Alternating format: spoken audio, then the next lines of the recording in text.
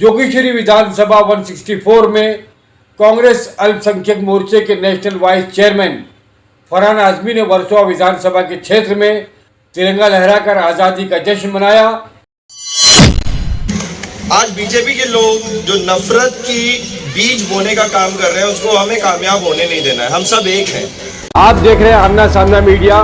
Video को share कीजिए, channel को सब्सक्राइब नहीं किया है आपने तो सब्सक्राइब जरूर कर दीजिए। पूरे देश में आज़ादी का जश्न शान और शौकत के साथ मनाया गया। स्वतंत्रता दिवस के महान गौरवशाली अवसर पर जोगेश्वरी विधानसभा 164 में कांग्रेस अल्पसंख्यक मोर्चे के national vice chairman Farhan Azmi ने वर्सोवा विधानसभा के क्षेत्र में अलग अलग स्थानों पर इलाके के गणमान्य हस्तियों और जनता के साथ तिरंगा लहराकर आज़ादी का जश्न मनाया। जश्न आज़ादी के अवसर पर कांग्रेस के कार्यकर्ताओं ने बाइक रैली निकाली, जिसमें भारी तादाद में नौजवानों ने भाग लिया और आज़ादी का उत्सव मनाया। इस मौके पर फरहान आजमी ने मिठाइयाँ तकसीम की, फ्री मेडिकल कैंप का आयोजन किया लश्करिया टावर बहराम बाग के कांग्रेस कार्यालय में। वहीं दोस्तों आपको बता दें कि जोगेश्वरी वर्सोवा विधानसभा में स्वतंत्रता दिवस पर कांग्रेस के नौजवान विभाग लीडर फरहान आजमी का पाटलिपुत्र में मौलाना अतीकुर रहमान कासमी ने, अक्सा मस्जिद के करीब सिकंदर आजम भाई ने और आवाम ने जोरदार स्वागत किया। फरहान आजमी ने क्या कहा, जानिए इस खास रिपोर्ट में। रफीक मेमन साहब, मौलाना अतीकुर रहमान कासमी साहब, मसरूर हसन शेख साहब, परवीन आपा, रियाज भाई, निज़ाम चौधरी जी, नईम सिद्दीकी साहब, रियाज भाई, हरी भाई, सिकंदर भाई, राहिल मेमन, शयूम खान, करीम भाई, राव सर, मुनीर काजी, नासिर भाई, मंच पर उपस्थित सारे अतिथिगण। मैं एक शेर से अपनी बात स्टार्ट करना चाहता हूँ कि अहले वतन से पूछो तुम खूबियाँ वतन की, बुलबुल ही जानती है आज़ादी का चमन की। अपने वतन से बेहतर कोई नहीं ठिकाना, अपने वतन से बेहतर कोई नहीं ठिकाना, सारे वतन को सबने बेहतर है खुद से माना। तो वतन की जो चाह है वो दिल में सबसे आगे रहनी चाहिए, ये हमारा कुरान भी हमें सिखाता है।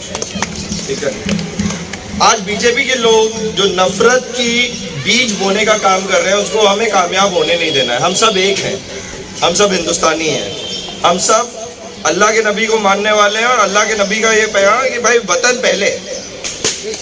ठीक है, तो हमें हमारे वतन को बहुत आगे लेके जाना है। और बीजेपी के लोगों के लिए मैं एक शेर से अपनी बात खत्म भी करूंगा कि गुलाब दोगे गुलाब देंगे, गुलाब दोगे गुलाब देंगे, तुम्हें गुलों की किताब देंगे, हमें डुबाने की ना करना कोशिश, तुम्हें भी कागज की नाव देंगे। दोस्तों अस्सलाम वालेकुम, नमस्कार, आदाब। बहुत ज़्यादा लंबी तकरीरें करने का इस वक्त समय नहीं है। मौलाना अतीकुर रहमान कासमी साहब मस्जिद मारिफ के जिम्मेदार, उन्होंने कुछ गुजारिश की कि दो अल्फाज बोलूँ। मैं इस शेर के साथ आगाज़ करता हूँ कि उठो के जुल्म सितम का जवाब लाना है, उठो के जुल्म सितम का जवाब लाना है, अपने वतन में नया इनकलाब लाना है। बरस रही है आग जहाँ बुग़्ज़ व तासुब की, वहीं अमन व अमा के गुलाब लाना है।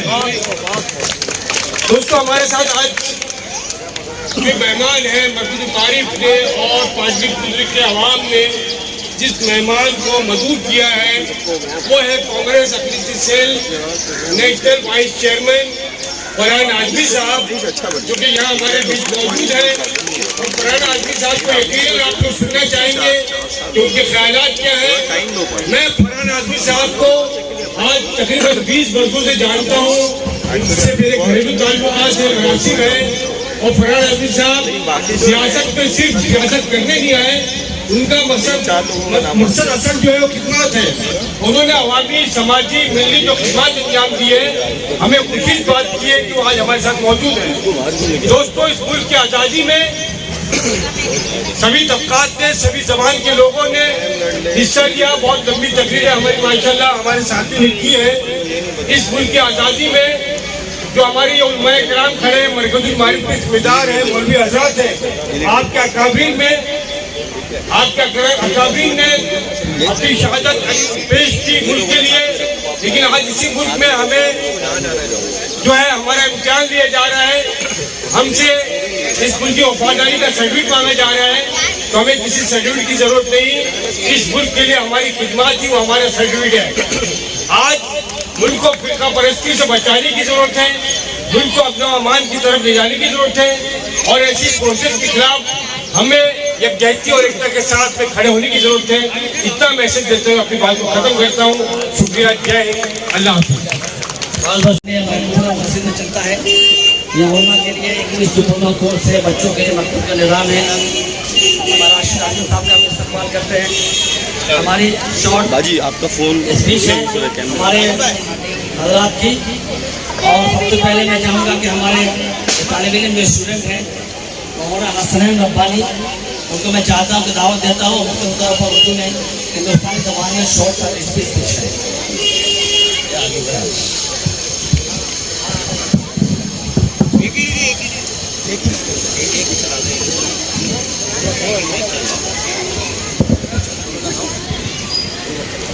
शुरू करता हूँ उस मालिक के नाम से जो सबका खालिक और पालनहार है, और सलाम हो तमाम सच्चे पैगम्बरों, ऋषियों और मुनियों पर।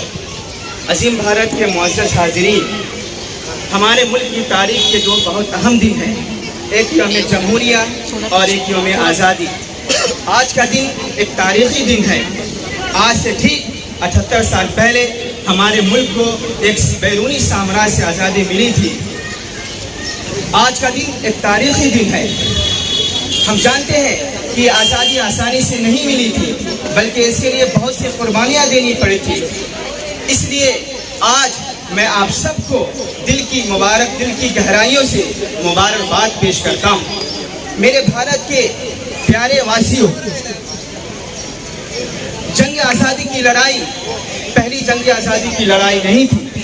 1857 की जंग आज़ादी पहली जंग आज़ादी नहीं थी, बल्कि पहली जंग आज़ादी जो मुल्क में लड़ी गई वो 1754 में बंगाल में नवाब अली वर्दी खां की तरफ से लड़ी गई थी।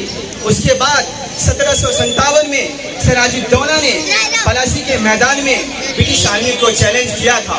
उसके बाद 1782 में नवाब हैदर अली की क़यादत में साम्राज्य के खिलाफ जंग आज़ादी छिड़ी गई थी। उसके बाद 1791 में अजीम बाप के अजीम बेटे टीपू सुल्तान ने इस जंग की क़यादत संभाली थी। उसके बाद 1824 से 1831 तक सैयद अहमद शहीद ने अंग्रेज़ों के खिलाफ एक मुसल्लह जिद्दोजहद का आगाज़ किया था, जिसके आग की चिंगारी 1857 में एक ज़बरदस्त बगावत की शक्ल में तब्दील हुई।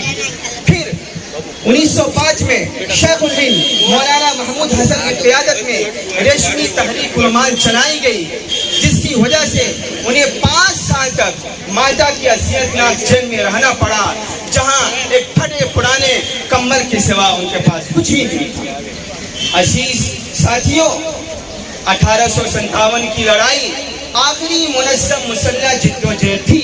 ये जंग कलकत्ता से शुरू होकर मेरठ होते हुए दिल्ली पहुंची, जहां बहादुर शाह जफर की निगरानी में उनकी बादशाहत के ऐलान के साथ लड़ी गई, जिसमें ऑफिशियल फिगर के मुताबिक 5 लाख मुसलमान शहीद हुए, जिसमें 5000 उलमा और 5000 बिरादराने वतन थे।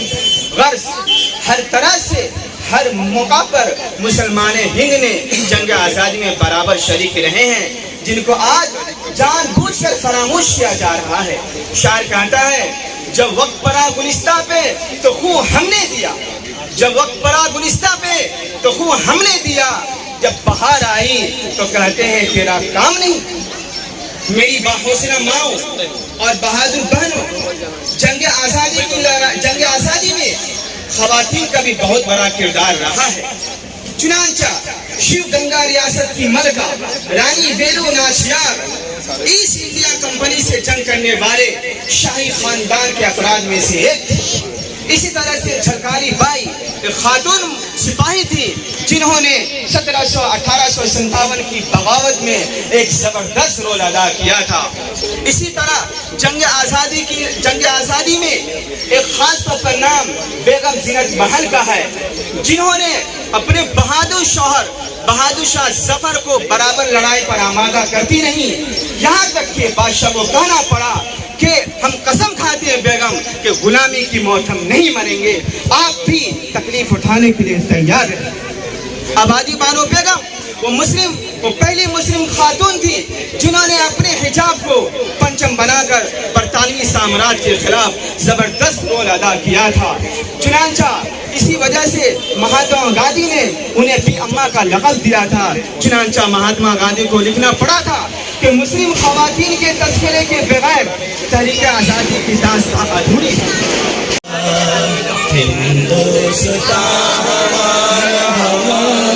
सारे जहां से अच्छा हम बुलबुले हैं इसके, ये गुलसिता हमारा सारे जहां से अच्छा, गुलसिता हमारा सारे जहां से अच्छा।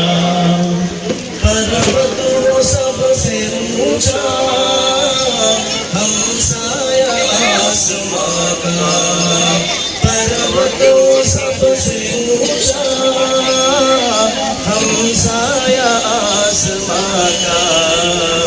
समझो वही हमें भी, समझो वही हमें भी, दिल हो जहां हमारा सारे जहां से अच्छा, हिंदुस्ता हमारा सारे जहां से अच्छा। गोदी में खेलती है उसकी हजारों नदियाँ, गोदी में खेलती है उसकी हजारों नदियाँ।